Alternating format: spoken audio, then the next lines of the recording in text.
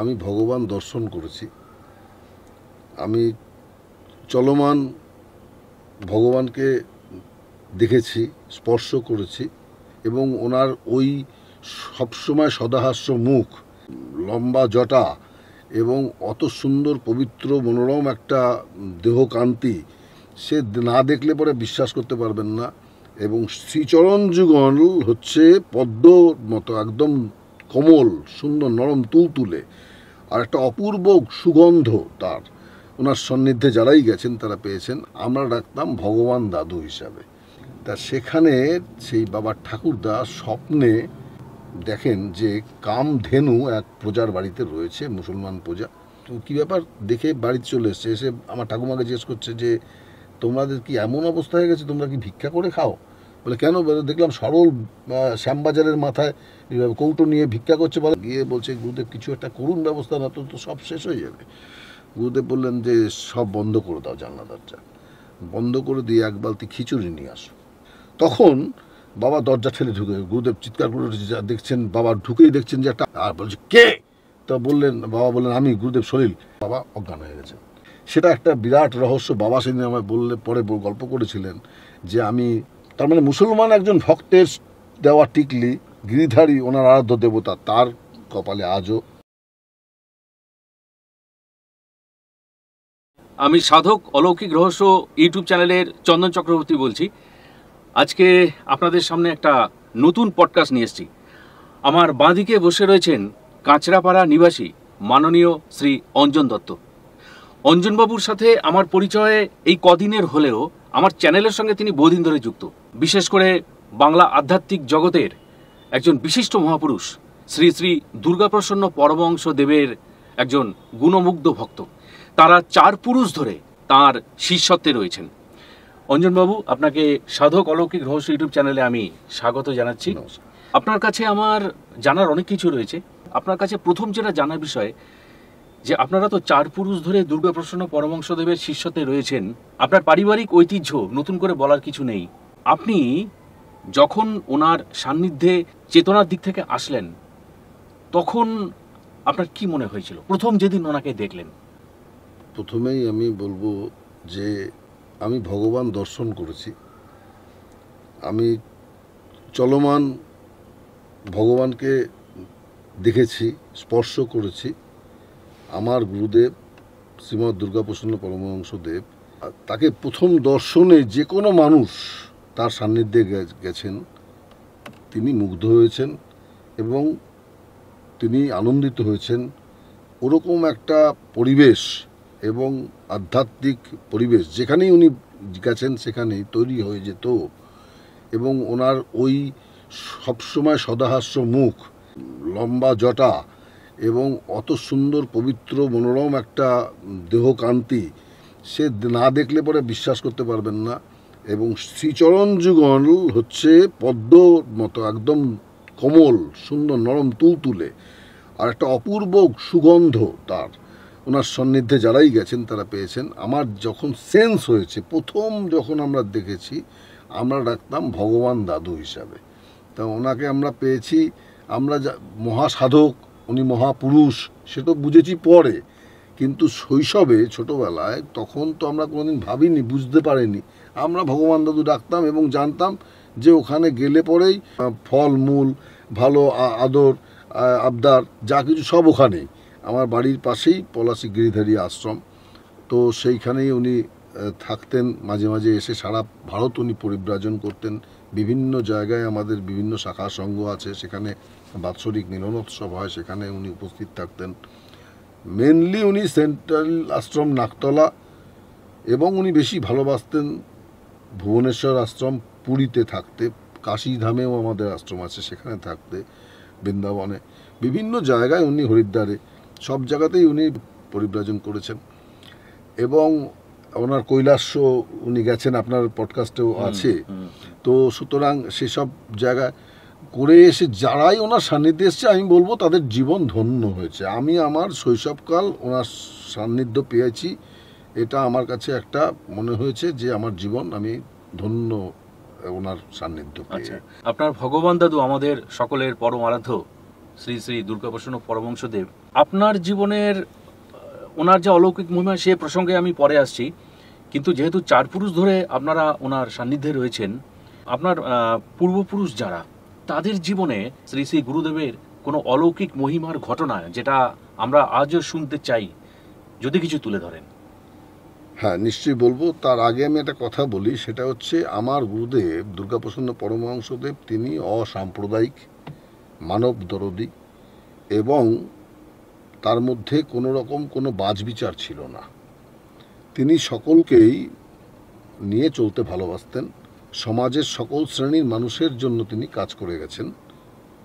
যখন তিনি প্রথম বাংলাদেশে আমাদের রাজাপুর গ্রামে, ওনার বরিশালের পৈতৃক বাড়ি ছিল, সেখানে উনি তারপরে যখন ওনার সংসার জীবন উনি প্রবেশ করেছিলেন ওনার বাবা মার আশীর্বাদে, অনুমতিতে, এবং ওনার স্ত্রী আমাদের গুরুমা বিমলা দেবী তিনি দেহত্যাগ করেন তখন তিনি শিষ্যদের, কলেরা আক্রান্ত শিষ্যদের সেবা করছেন। যখন তিনি খবর পেয়েছেন এসছেন, তার জন্য ওনার স্ত্রী অপেক্ষারত ছিলেন। তার চরণামৃত পান করার পরেই তার স্ত্রী গত হন। আমাদের গুরুমাতা তিনি দেহত্যাগ করেন।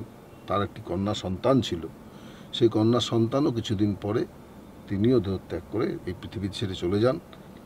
আমাদের গুরুদেব শ্রীমৎ দুর্গাপ্রসন্ন পরমহংসদেবের সেই থেকে সংসারের থেকে একটা বৈরাগ্য, এবং তারপর থেকে তিনি এই আধ্যাত্মিক চেতনায় উদ্বুদ্ধ হয়ে বিভিন্ন জায়গায় ঘুরে বেড়াতে শুরু করেন। তিনি যান নিগমানন্দের সান্নিধ্যে। স্বামী নিগমানন্দের সরস্বতী ওনাকে দেখেই বলে, তুমি তো বিশ্ব সেবায়িত, তুমি একদিন সারা ভারতবর্ষের আপামর জনসাধারণের যারা পিছিয়ে পড়া মানুষ, সেই মানুষগুলোর উদ্ধার করার কাজেই তুমি ব্যাপৃত হবে, এবং তুমি নিজে আশ্রম তৈরি করে তুমি সেখানে তাদেরকে উদ্ধার করবে। যখন উনি ব্রহ্মচারী, সেই সময়ে ঘুরতে ঘুরতে কোনো এক কারণে আমার বাবা ঠাকুরদা ঈশ্বর বিলাসচন্দ্র দত্ত, তারা থাকতেন উজিরপুরে রাকুডিয়া গ্রামে। সেখানে তার একটা ওই ছোটোখাটো জমিদারি ছিল আর কি, তালুকদারি। তা সেখানে সেই বাবার ঠাকুরদা স্বপ্নে দেখেন যে কামধেনু এক প্রজার বাড়িতে রয়েছে, মুসলমান প্রজা। সেই কামধেনু তার একটা যে মূল্য ধার্য করেছিল সেটা বিক্রি হবে, সেই টাকাটুকু তার ছিলেন না ফান্ডে হিসাবে। তো সরকার মশাই যিনি ছিলেন তাকে বলেছেন, তিনি সব কাচিয়ে কুচিয়ে নিয়ে ওই সমস্ত যে টাকাটা ধার্য করেছিলেন সেটা নিয়ে গিয়ে দেখা গেল যে সত্যিই সেই গ্রামে সেই মুসলমান প্রজার বাড়িতে কামধেনু রয়েছে, যেটাকে সুরভি গাই বলে। তিনি নিয়ে আসেন, এবং আমার বাবার ঠাকুরদার নির্দেশ ছিল যে যারাই সেই কামধেনু দেখতে আসবেন তাদেরকে প্রত্যেকে দুপুরবেলা যেন তারা সেবা করে তারপরে বাড়ি থেকে যান। পরবর্তীকালে যখন আমার গুরুদেব ব্রহ্মচারী, তিনি আমাদের ওই বাংলাদেশের ওই বাড়িতে ওই কামধেনু দর্শন করতে যান। ব্রহ্মচারী ঠাকুর, তখন সবাই ওখানে ওনাকে ব্রহ্মচারী ঠাকুর বলেই বাংলাদেশে পরিচিত ছিল, কেউ কেউ গোসাই বলতেন। বাবার ঠাকুমা সেই সময় গুরুদেবকে বসিয়ে অভ্যর্থনা করে ওনাকে সেবা করেছিলেন সমস্ত আপনার ড্রাই ফ্রুটস। বাংলাদেশে আজ থেকে প্রায় 100 বছরের ঊর্ধ্ব সময় আগে সেই পরিবারে ড্রাই ফ্রুটস সমস্ত রাখা, এইটা পরবর্তী ক্ষেত্রে আমার বাবা জ্যাঠাদের মুখে আমি শুনেছি গুরুদেব বলেছেন যে তোমরা কোন বংশে তোমরা নিজেরাও জানো না, যে তোমাদের সেই তোমার ঠাকুমা আমাকে এইভাবে সেবা করেছিলেন, এবং তোমাদের বাড়িতে আমি ওই কামধেনু দর্শন করেছিলাম, যে গাভী সারাক্ষণ সব দুগ্ধ ব্যয় করতেন। তো সেই থেকে গুরুদেবের সঙ্গে আমাদের পরিবারের সম্পর্ক আরও দৃঢ় হয়, এবং বংশ পরম্পরায় তা আমরা ওনার দীক্ষিত। এপার বাংলা যখন উনি চলে এলেন, আসার পরে তখন আমরাও আমাদের পরিবার পর চলে এসে, আমার ঠাকুরদা চাকরি করতেন কলকাতায়। পার্টিশনের আগেই আমার ঠাকুরদা বাবাদের নিয়ে পুরীতে যাবেন বলে কলকাতায় আসেন। সেই সময়তে এদিকে রাইট শুরু হয়ে যায়, তখন এরা আর ফিরে যেতে পারেনি। তখন কলকাতাতে এয়ারপোর্টে দমদম মতিলাল কলোনি 3 নম্বর মতিলাল কলোনি, ওখানে আমাদের বাড়ি ছিল। গুরুদেবের সঙ্গে কিন্তু যোগাযোগটা বরাবরই রয়ে গেছে। এইবার এই অলৌকিক ব্যাপারটার মধ্যে ঢুকছি আমি আস্তে আস্তে। এইবার ঘটনাচক্রে গুরুদেব আমাদের বাড়িতে ওই দমদম মতিলাল কলোনি ওইসব এলাকায় উনি অনেক শিষ্য ওনার আসতেন। শাখা সঙ্গের যে উৎসব বললাম, বাৎসরিক উৎসব, সে বাৎসরিক উৎসবে একবার আমাদের বাড়িতে, অনেকবারই হয়, তা একবার গুরুদেব এসছেন, গুরুদেব রয়েছেন। তো যেদিনকে মহোৎসব সেদিনকে আমাদের ওই খিচুড়ি ভোগ হয় এবং শেষে ধর্মসভা হয়। তো আমার বড় জ্যাঠামশাই গুরুদেবের খুব একান্ত একজন শিষ্য ছিলেন, সরল দত্ত। সবাই প্রাচীন যারা ওনার শিষ্য সবাই চেনেন ওনাকে। তা সেই বড় জ্যাঠামশাই সারা এলাকাকে নিমন্ত্রণ করে এসছে। এবং এই বড় জ্যাঠামশাই এমনও হয়েছে যে রাস্তায় শিগুরু সঙ্গের জন্য ভিক্ষা করেছে। বাবার এক কাকা রাস্তায় বাসে আসছে, বলছে যে কী ব্যাপার, দেখে বাড়িতে চলে এসছে। এসে আমার ঠাকুমাকে জিজ্ঞেস করছে যে তোমাদের কি এমন অবস্থা হয়ে গেছে, তোমরা কি ভিক্ষা করে খাও? বলে কেন? দেখলাম সরল শ্যামবাজারের মাথায় কৌটো নিয়ে ভিক্ষা করছে। বলে না না, ওটা শিগুরু সঙ্গের জন্য ভিক্ষা করছে। শিগুরু সঙ্গ, আজকে যে শিগুরু সঙ্গ আপনি দেখছেন, তার যে কলেবর দেখছেন, তার কিন্তু পিছনে বহু শিষ্য আছেন। গুরুদেবের একান্ত প্রিয় শিষ্য যারা ছিলেন, পারিষদ ছিলেন, তারা কিন্তু তিল তিল করে, এবং আমাদের মায়েরা, মাতৃসঙ্গের মায়েরা, গুরুদেবের শিষ্যারা, তারা ওই কৌটোতে করে ইষ্টবৃত্তির টাকা জমা করে তারা কিন্তু তিল তিল করে এই জায়গাটা তৈরি করেছেন। আমি নিজের চোখে দেখেছি গুরুদেব তার নিজের পরিধেয় বসন নিজে সেলাই করছেন। তখন শিষ্যরা জিজ্ঞেস করছে, গুরুদেব আপনি, বলে যে এটা ফেলে দিলে কি হবে, এটা নষ্ট করে তো লাভ নেই, এটা তো এমনি ভালো আছে। এই করে কিন্তু উনি তৈরি করেছেন আজকে যেটা মহিরুও দেখতে পাচ্ছেন। দুর্গাপ্রসন্নের অনেক পরিশ্রম, কঠোর তপস্যার ফল হচ্ছে আমরা ভোগ করছি। যাই হোক, অলৌকিক রহস্যের আপনি অনুসন্ধান করে বেড়াচ্ছেন, সুতরাং অলৌকিক কিছু ঘটনা, যদিও আমার গুরুদেব এই অলৌকিকতায় বিশ্বাসী ছিলেন না, আধ্যাত্মিকতায় তিনি অবশ্যই নিজেকে নিবেশ করেছিলেন, কিন্তু তিনি তার প্রচার চাননি। তিনি কখনো প্রচার তার হোক, তিনি নিভৃতে তার কাজগুলো করে যেতেন। এবং তিনি যেখানেই গেছেন সেখানে একটি স্কুল, একটি দাতব্য চিকিৎসালয়, একটি বাজার, মুদিখানার দোকান, যাতে মানুষ খাদ্য, বস্ত্র, বাসস্থান, শিক্ষা এগুলো সমস্ত পায়, তার ব্যবস্থা উনি করে গেছেন যেখানেই উনি গেছেন। তো এইরকমভাবে আমাদের ওই দমদমের যে বাড়ি, সেখানে শাখা সঙ্গের উৎসব হচ্ছে। বহু লোক বড় জ্যাঠামশাই নিমন্ত্রণ সব করে এসছেন, পিলপিল করে লোক সব আসছে। প্রচুর বৃষ্টি শুরু হলো এবং আকাশ ঘন মেঘে ঢাকা, বজ্র বিদ্যুৎ সহ বৃষ্টি হচ্ছে, ঝোড়ো হাওয়া। খিচুড়ি ভোগ প্রসাদ যেটা তৈরি করা হচ্ছে, সেই আপনার বিভিন্ন তালপাতার যে সমস্ত পাটি থাকে ওই সব দিয়ে ঘেরা থাকে, সেই সব দিয়ে সব গলে বৃষ্টির জলে বয়ে, পাশে পুকুর ছিল, যশোর রোডের পাশেই পুকুর ছিল বড়, সে পুকুরের দিকে চলে যাচ্ছে। তখন বাবা দৌড়ে গিয়ে, গুরুদেব যে ঘরে আমাদের ছিলেন সেই ঘরে গিয়েছেন, গিয়ে বলছে গুরুদেব কিছু একটা করুন ব্যবস্থা, না তো সব শেষ হয়ে যাবে। গুরুদেব বললেন যে সব বন্ধ করে দাও, জানলা দরজা বন্ধ করে দিয়ে এক বালতি খিচুড়ি নিয়ে আসো। তো বাবা ওখান থেকে এক বালতি খিচুড়ি নিয়ে এসে গুরুদেবের সামনে রেখেছেন, দেবে তুমি বাইরে যাও। তা গিয়ে বাবা বাইরে ওয়েট করছেন, অনেকক্ষণ সময় হয়ে যাচ্ছে, কিছুতেই আর কিছু, গুরুদেবও ডাকেন না, বাবাও ঢুকতে পারছেন না অনুমতি ছাড়া। তখন বাবা দরজা ঠেলে ঢুকে, গুরুদেব চিৎকার করে দেখছেন, বাবা ঢুকেই দেখছেন যে একটা আগুনের গোলার পিণ্ড জানলার সামনে, একটা জানলার পার্ট খোলা, আর বলছে কে? তা বললেন, বাবা বললেন আমি, গুরুদেব সলিল। বললো যে বসো বসো, বাবা অজ্ঞান হয়ে গেছেন। তো বাবাকে সুস্থ করলেন, করে নিয়ে বললেন এই প্রসাদটা সবার ওই খিচুড়ির যে এই তৈরি হয়েছে তার মধ্যে মিশিয়ে দাও, যাও।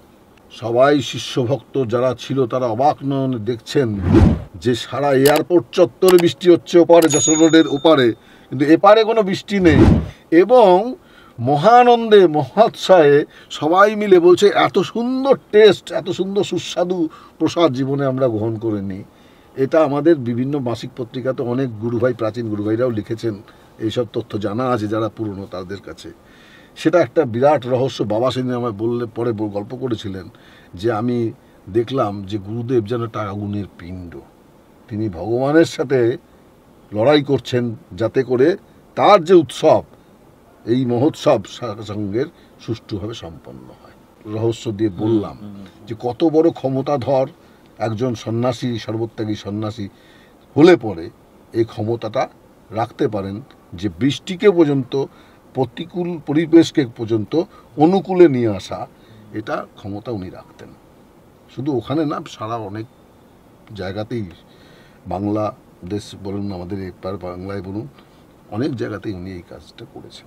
এবং সব থেকে যেটা প্রথমেই বলেছিলাম, উনি অসাম্প্রদায়িক। আমাদের বিভিন্ন গুরুদেবের কাছে শিষ্য মুসলমান ধর্ম পালন করেন, কিন্তু তারা গুরুদেবকে মাজ্জাকর্তা বলে ডাকতেন। উনি মেজো ভাই ছিলেন, তাকে সবাই এসে ওনার কাছে দীক্ষা নিয়েছেন এবং তারা আমাদের আশ্রমে আসতেন এবং তাদের বাড়িতে তারা মুসলমান ধর্ম পালন করতেন, কিন্তু গুরুদেবের ফটো লাগিয়ে গুরুদেবের পুজো করতেন এবং তারা গুরুদেবকে দর্শন করতেন। তাদের আপদে বিপদে ডাকলে পরে গুরুদেব তার সেই ক্রিয়াযোগ হরযোগে তিনি পৌঁছে যেতেন, তাদেরকে আশীর্বাদ করতেন, তাদেরকে সুস্থ করতেন। এই গল্প আমরা শুনেছি, এগুলো গল্প না, এগুলো সত্যি ঘটনা।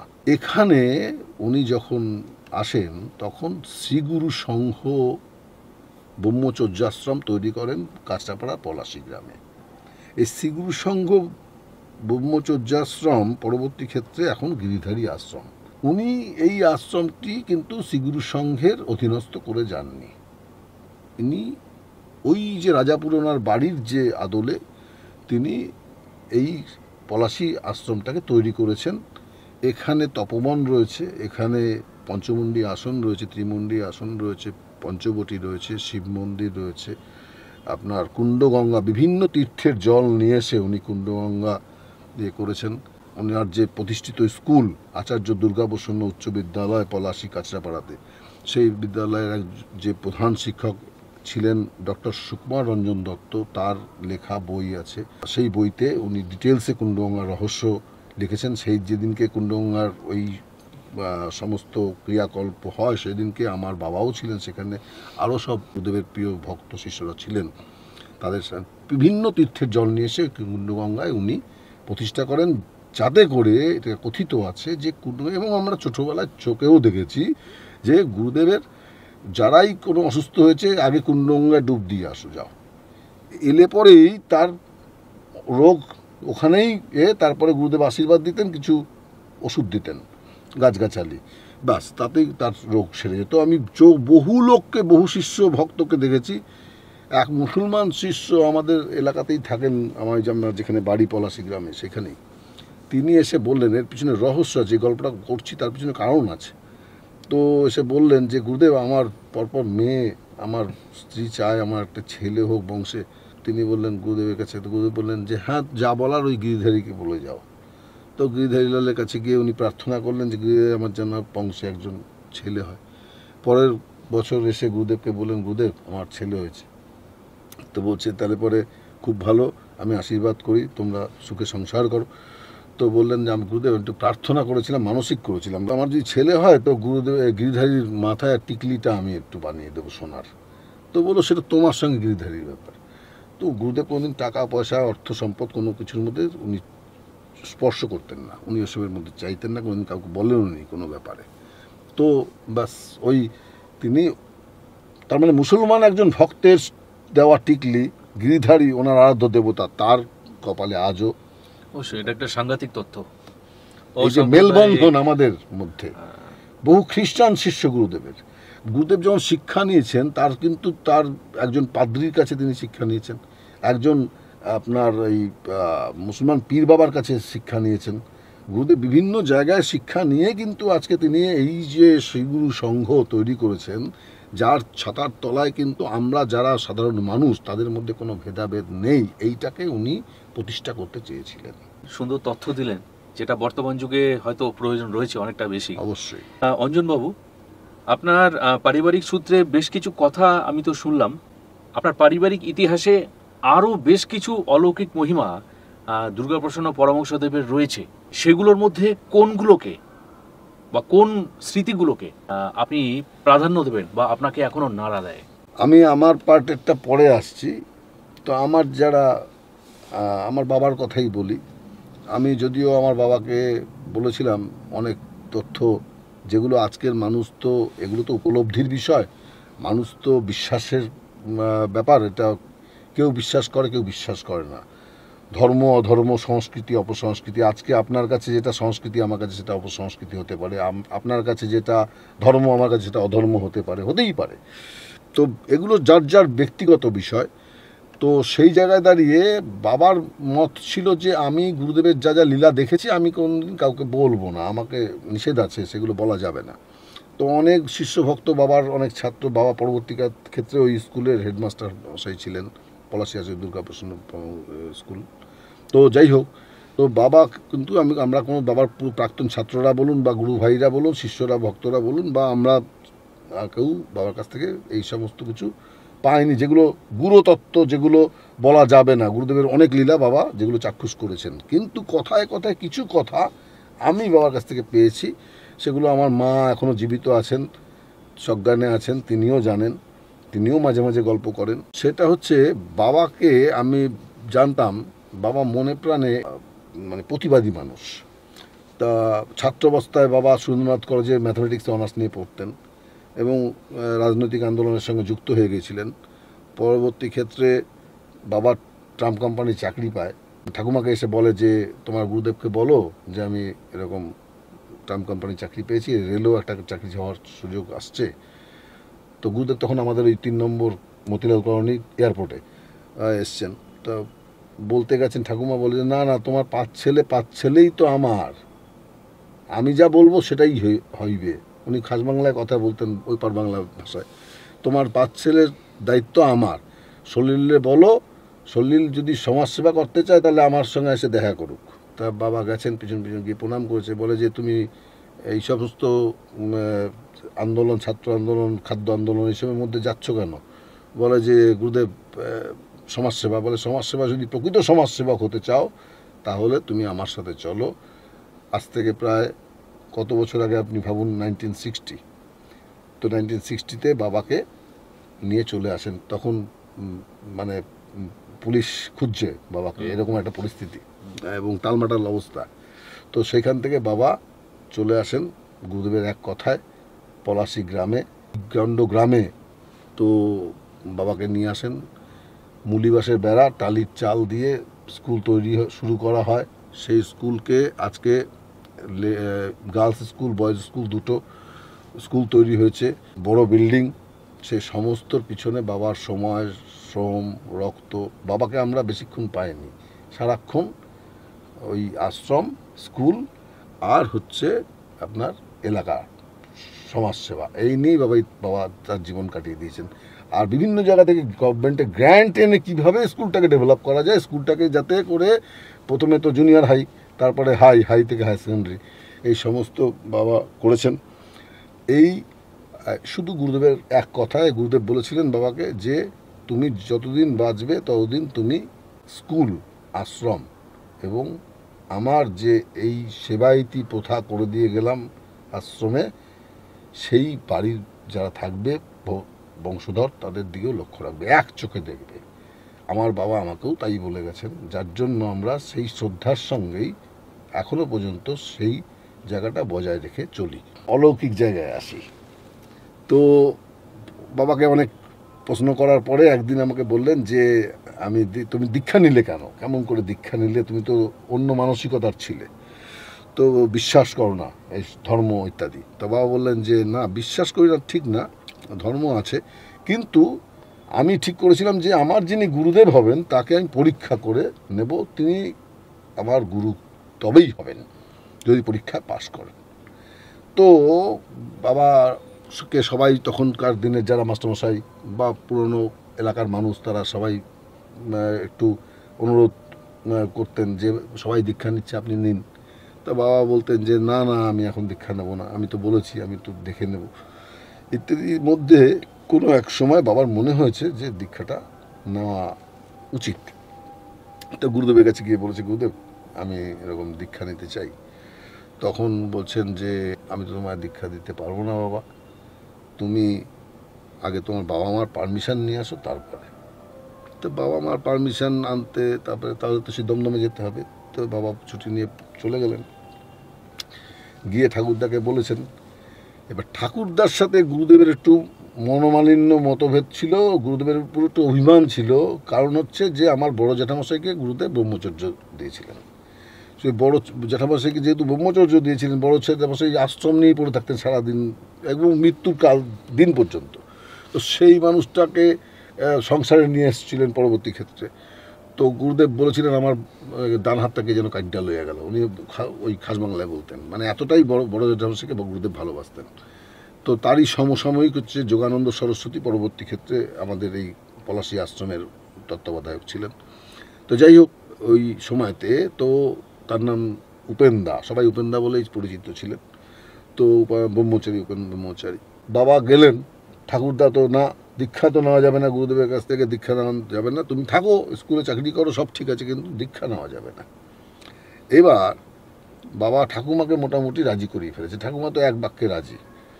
এইবার ঠাকুমা শুধু চাইতো, মা তো, মায়ের মন জানে যে ছেলে যদি একটু ধর্মপথে যায় তাহলে পরে গুরুদেবের সান্নিধ্যে থাকলে পরে যদি ভালো মানুষ হয়, এটা সব মাই চায়।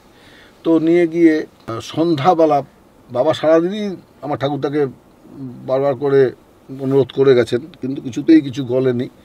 সন্ধ্যাবেলা বাবাকে বললেন, ঠিক আছে, অন কন্ডিশন, শর্ত আছে, তুমি দীক্ষা নিতে পারো, তবে তোমাকে 3টে শর্ত পালন করতে হবে। কী শর্ত? এক হচ্ছে তোমাকে কথা দিতে হবে আমাকে ছুঁয়ে যে তুমি বিয়ে করবে, সংসার করবে। বাবা বললেন আচ্ছা ঠিক আছে। দ্বিতীয়ত, এখন যেমন সংসারে টাকা পাঠাও সংসার প্রতিপালন করার জন্য, তুমি তারপরেও কিন্তু সংসারে টাকা পাঠাবে। বললো ঠিক আছে। আর তৃতীয় হচ্ছে, কোনো দিন আশ্রমে ওই যখন কীর্তন হবে, আরতি হবে, সেখানে গিয়ে দুহাত তুলে নাচবে না, হরে কৃষ্ণ করবে না, তুমি কাজ করবে। বলো ওকে ঠিক আছে, শিরোধার্য, তারপরে তুমি দীক্ষা নিতে পারো, যাও। বাবা সাথে সাথে দৌড়ে আপনার, তখন আমাদের একটা কল্যাণী এক্সপ্রেস বাস চলতো NH-34 ধরে ধর্মতলা থেকে কল্যাণী পর্যন্ত। ওই লাস্ট বাসটা দৌড়ে গিয়ে ধরে নিয়েছে, ধরে বাবা চলে আসছেন। এদিকে ঠাকুমা ওই যে দীক্ষা নেওয়ার জন্য কিছু উপকরণ জোগাড় করতে হয়, সেই উপকরণগুলো জোগাড় করে রেখেছেন, সেগুলো ফেলে দিয়ে চলে এসছেন। তখন বাজে, এখন যদি আপনি আজকের ডেটের জাগুলিতে এই সময় জাস্ট এখন যে টাইমটা, সেই সময় যদি যান, দেখবেন রাত 8টার পরে এমনিতেই একটু অন্ধকার থাকে, এখনও একই অবস্থা। তার 60 বছর থেকে 65 বছর, কত 60 সাল থেকে এটা 2025, ঘুটঘুটে অন্ধকার। তো ন্যাচারালি কীরকম অবস্থা 70 বছর আগে ওখানকার পরিস্থিতি, ঘুটঘুটে অন্ধকার। সরকার মিষ্টান্ন ভাণ্ডার আজও আছে, তখনও ছিল। তিনি মালিক বাবাকে চিনতেন, মাস্টারমশাই এত রাতে আপনি, সব লাস্ট বাস তো বেরিয়ে চলে গেছে, 22 নম্বর বাস তখনও ছিল, তো লাস্ট বাস তো বেরিয়ে চলে গেছে, তাহলে আপনি এখন যাবেন কিভাবে? আর ওদিকে ঝড় উঠেছে, বৃষ্টি আসছে। তখন বাবার মায়না ছিল 50 টাকা, তার তখন রিক্সাওয়ালা চাইছে 25 টাকা। তার মানে ভাবতে পারেন যে কি পরিস্থিতি। তো বাবা বলছে আমাকে যেতেই হবে সরকার মশাই, কারণ হচ্ছে আমার কালকে দীক্ষা। বলে তাহলে এক কাজ করুন, আপনি এখানে আমার বাড়িতে থাকুন, আজকে রাত্রিবেলাটুকু সেবা করবেন, সকালবেলা উঠে ভাস ধরে চলে যাবেন। বলছে আজকে তো আমার সংযম, আমার তো বাইরে মাছ মাংস এসব খাওয়া যাবে না। তাহলে পরে কী করবেন? তাহলে আপনি মিষ্টির দোকানেই থাকুন, আমি এখানে ব্যবস্থা করে দিচ্ছি, সকালবেলা ফার্স্ট বাস ধরে চলে যাবেন, কারণ এত টাকা ভাড়া দেবেন কোথা থেকে? তখন বাবা দেখছেন দূর থেকে একজন রিক্সাওয়ালা এসে বলছে কোথায় যাবেন? তা বাবা বললেন যে আমি পলাশী আশ্রম যাব। বললো যাবে? বলে হ্যাঁ যাব। তো কত টাকা ভাড়া দেবো? বললো ও যা কিছু একটা দিয়েন, তোমার না বড় আগে কথা বলে নাও। তো বললো যে 1 টাকা দিয়েন। তো বললো এটা রিজনেবল, ঠিক আছে, 8 আনা ভাড়া, কিন্তু 1 টাকা চেয়েছে, বৃষ্টির দিন, ঠিক আছে। তো বাবা উঠেছে, মোহনপুর পর্যন্ত যখন এসছে তখন হঠাৎ করে রিক্সা থামিয়ে দিয়েছে, এদিকে ঝড় উঠছে, ওরকম একটা পরিবেশ। বাবা ভেবেছে মানে নিঘাত আমার ঘড়ি টাকা পয়সা নিয়ে চিন্তাই করে পালাবে। কী বাবা তুমি থামলে কেন? বলে আমি যেতে পারি, একটা শর্ত আছে। আবার কী শর্ত? আমি তো 1 টাকা তোমার ভাড়া দিয়ে দেবো। না, ওখানে এক ব্রহ্মচারী ঠাকুর আছে, ওই ব্রহ্মচারী ঠাকুরের সঙ্গে, মানে গুরুদেবের কথা বলছেন, ওনার সঙ্গে দেখা করে দিতে হবে। বলে এমন কী কথা, চলো তুমি, আমি এক্ষুনি গিয়ে দেখা করিয়ে দেবো। বলে নিয়ে চলে আসছেন। বাবা কিন্তু দেখছেন যে যে রিক্সা চালক এমনভাবে ঝড় বৃষ্টি হচ্ছে বলেই বা কিছু, এমনভাবে পাগড়ি ফাগড়ি বেঁধে এমনভাবে রয়েছে, মুখটা দেখা যাচ্ছে না। কোনো মতে এসে পৌঁছে আমাদের আশ্রমে ঢুকেই একটা আপনার ওই জামরুল গাছ আছে, এই জামরুল তলায় রিক্সাটা রেখেছে। নিয়ে বাবা গুরুদেবের ঘরে যখন তখন যে কেউ ঢুকতে পারতো না পারমিশন ছাড়া। আর রাত্রিবেলা গুরুদেব শয়নকক্ষে ঢুকে গেলে পরে উনি সাধনা করতেন, তো ওনার ওখানে কেউ ডিস্টার্ব করতেন না, কেউ যাওয়া নিষেধ ছিল। তো বাবা ঢুকেছে পরে ওই যে যার ব্রহ্মচারী, যিনি উপেন ব্রহ্মচারী, যে পরবর্তী ক্ষেত্রে যোগানন্দ সরস্বতী, তিনি বলছেন যে সলিল আপনি এসছেন। গুরুদেব বললেন যে ওই দেখেন যে আপনার সব উপকরণ আপনি শরীর আইতাছে, সব ফেলায় আইতাছে, সব উপকরণ জোগাড় করো কালকে দীক্ষার জন্য। আর ওই দুধ আর সাবু ভিজায় রাখো, ওর আজকে সংযম পালন করতে হবে, দুধ সাবু খাবে। বাবা বললেন যে গুরুদেব জানলেন পূর্ব কাহিনী। এইবার বাবা হাত পা ধুয়ে বলছে গুরুদেব তো শয়নকক্ষে চলে গেছে, আপনি তাহলে বিশ্রাম করুন, এখন আপনি অত দূর থেকে এসছেন। তা বাবা গিয়ে তাও গুরুদেবের দরজার কাছে গুরুগৃহের সামনে দাঁড়িয়ে প্রণাম করতে গেছেন। ভেতর থেকে বলছেন কে সলিল, আসো আসো ভেতরে আসো। তা বাবা দরজা ঠেলে ঢুকেছেন ভেতরে, প্রণাম করেছেন গুরুদেবকে। তা গুরুদেব বললেন যে কি বাবা মা তোমাকে অনুমতি দিল দীক্ষা নেওয়ার? বাবা বললেন যে হ্যাঁ গুরুদেব, অনেক অনুনয় বিনয়ের পরে এই শর্তে আমার বাবা রাজি হয়েছেন আপনার দীক্ষা নেওয়ার জন্য। বলল ঠিক আছে, ভালোই। আমার ঠাকুরদার নাম ছিল রাজেন্দ্রনাথ দত্ত। রাজেন যা বলেছে আর তোমার মা যা বলেছে তাই হবে, কোনো চিন্তা নাই, তুমি সেইটাই পালন করবে। আমারও তোমার উপরে নির্দেশ রইল যে তুমি কর্মের মধ্যেই ধর্ম করো, তোমার কাজ করে যেতে হবে, তোমার অন্য কিছু করতে হবে, কর্মের মধ্যেই তুমি তোমার নাম করবে, গুরু নাম স্মরণ করবে, তবেই হবে। তুমি এখন যাও বিশ্রাম করো। তবে একটা কথা, এই দুর্যোগের মধ্যে তুমি এলে কিভাবে? ও গুরুদেব আমি তো ভুলে গেছি। মানে কি, আমাকে তো রিক্সা করে আমি জাগুলি থেকে নেমেছি, তখন তো পাচ্ছিলাম না কিছু, তখন রিক্সাওয়ালা বললো এরকম একজন পেলাম, বললো যে আমি যেতে পারি কিন্তু ওই ব্রহ্মচারী আপনার সঙ্গে দর্শন করতে হবে। বলে হ্যাঁ, ও তো আইলো, আইয়া আমার প্রণাম করলো, প্রণাম করে প্রসাদ নিল, তোমার যে দক্ষিণা ছিল সেই দক্ষিণাটাও দিলাম, আশীর্বাদ করলাম। বাবা দৌড়ে গিয়ে জানলা খুলে দেখছি কোথায় সেই রিক্সাওয়ালা। এইবার তখন বলছে যে গুরুদেব কে আমরা, যাও যাও তুমি এখন বিশ্রাম করো, আর কথা বেশি না, তুমি গিয়ে বিশ্রাম করো, কাল সকালবেলা তোমার দীক্ষা, তুমি আসো। প্রণাম করে বেরিয়ে এসছেন। পরদিন সকালবেলা যখন উনি সিংহাসনে বসেছেন দীক্ষা দিয়ে নিয়ে, বাবা প্রণাম করছেন, প্রণাম করে উঠে তাকিয়ে চোখে চোখ রেখে বলছে কি পরীক্ষায় পাশ করছি তো। মানে বাবা বলছে আমার সমস্ত বাঁধ ভাঙা অশ্রু দিয়ে গুরুদেবের চরণ আমি ধুয়ে দিলাম। আমি ভাবতে পারিনি এরকম এই হচ্ছে ওদের গুরুদেব। মানে বিশ্বাস করতে পারবেন না যে কত বড় সৎ গুরু। অবশ্যই অবশ্যই। আমি বাবা ব্যাগ আসছে আমার, আমি মানে এক্সাইটেড হয়ে যাই কথাটা শুনে, মানে আমার যেন গায়ে কাটা দিল। স্বয়ং গুরুদেব বাবাকে নিয়ে এসেছিলেন। হ্যাঁ, বাবা প্রমাণ পেলেন। কত গল্প বলবো আমি, এরকম গল্প না, এগুলো সব সত্য ঘটনা। আমি কাহিনী ছোটবেলা আমাদের এখানে পলাশী গ্রামে এখনও MBBS ডাক্তার নেই। ওখানে আমার বোন 2 বছরের ছোট আমার থেকে, আমি আপনাকে বলছি 50 বছর আগের গল্প বলছি। তো বোনের হঠাৎ করে রাত্রিবেলা এই 8টা সাড়ে 8টার সময় 2-2.5 জ্বর। তো বোনকে বাবা এখন কোথায় নিয়ে যাবে? তাহলে পরে কাঁচরাপাড়া না তো কল্যাণীতে বা ওদিকে জাগুলি। তা এবার নিয়ে বাবা বোনকে কোলে নিয়ে সোজা আশ্রমের দিকে রওনা হলেন। আমরা বাবার পিছনে আমার দিদি, আমি, আমাদের পাড়া ভেতরে যারা, ওই আগের বললাম যে হেডমাস্টার মশাইয়ের ছেলেমেয়েরা, অচিন্ত, বিকাশ দত্ত, পার্থদা। গুরুদেব ওনাকে ডাকতেন ভক্তমশাই, আমাকে ডাকতেন দত্তমশাই। তা আমরা সবাই ওই বাচ্চারা যারা সবাই পিছন পিছন গেছি। গিয়ে দেখছি যে গুরুদেব বসা। গুরুদেব বললেন কি হয়েছে? আমার বাবা বলছেন, গুরুদেবকে বাবা ডাকতেন, বাবা এরকম মেয়েটির জ্বর, শুইয়ে দাও। তা শুয়ে দিলেন। গুরুদেব নিচে আসনে বসলেন, বাবার সঙ্গে তাত্ত্বিক আলোচনা শুরু করলেন, ধর্মের আলোচনা শুরু করলেন। যখন এসব করছেন আর এদিকে মাঝে মাঝে বোনকে শুধু ফু দিচ্ছেন, একটু হাত বুলাচ্ছেন। বিশ্বাস করবেন না, 5 মিনিট পরে বোনের জ্বর কোথায় চলে গেল। আমাদের ওই নাট মন্দিরে আমরা খেলাধুলো করছিলাম, বোন আমাদের সঙ্গে গিয়ে মিলে গেল, আমরা সব খেলাধুলো করলাম, বোনের জ্বর আর নেই। চোখের সামনে দেখা আমার গুরুদেবকে। আমি এরকম বহু ঘটনা আমার চোখে আমি দেখেছি। আমার এলাকার বলুন বা অন্যান্য দূরবর্তী শিষ্য, আমাদের আত্মীয় স্বজন, তারা গুরুদেবের কাছে বিভিন্ন সময় বিভিন্ন দুরারোগ্য ব্যাধি নিয়ে গেছে, তারা গুরুদেবের স্পর্শে তারা সুস্থ হয়ে গেছে।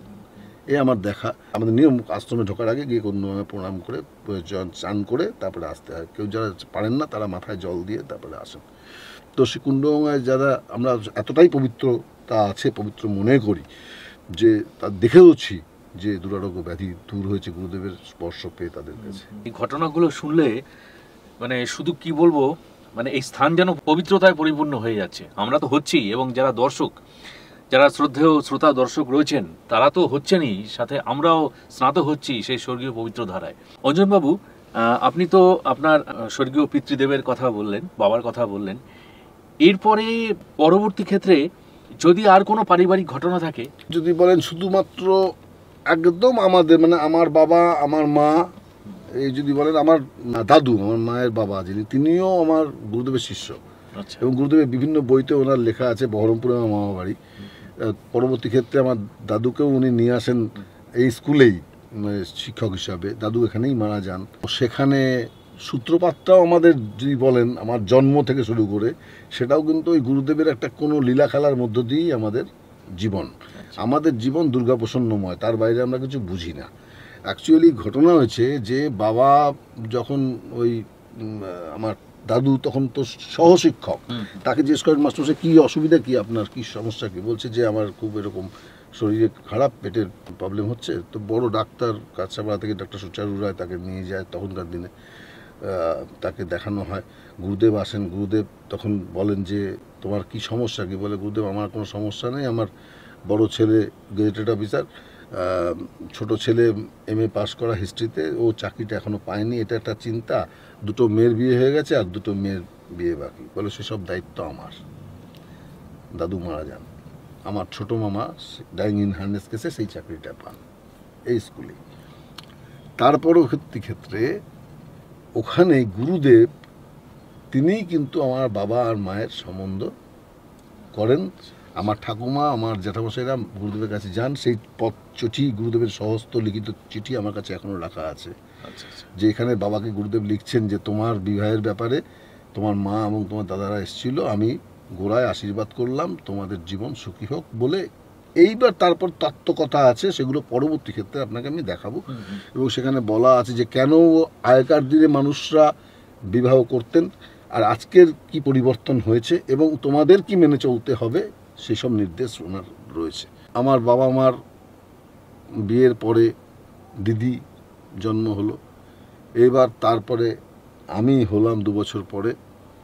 এইবার আমার যেদিন জন্ম হয় সেখানে আবার একটা অলৌকিক ঘটনা। কিরকম? নমস্কার।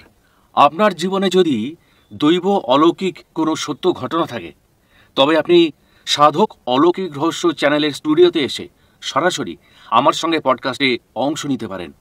হোয়াটসঅ্যাপে আপনার পরিচয় দিয়ে যে হোয়াটসঅ্যাপ নাম্বারে আমার সঙ্গে যোগাযোগ করবেন, সেই হোয়াটসঅ্যাপ নম্বরটি হল 9875585972।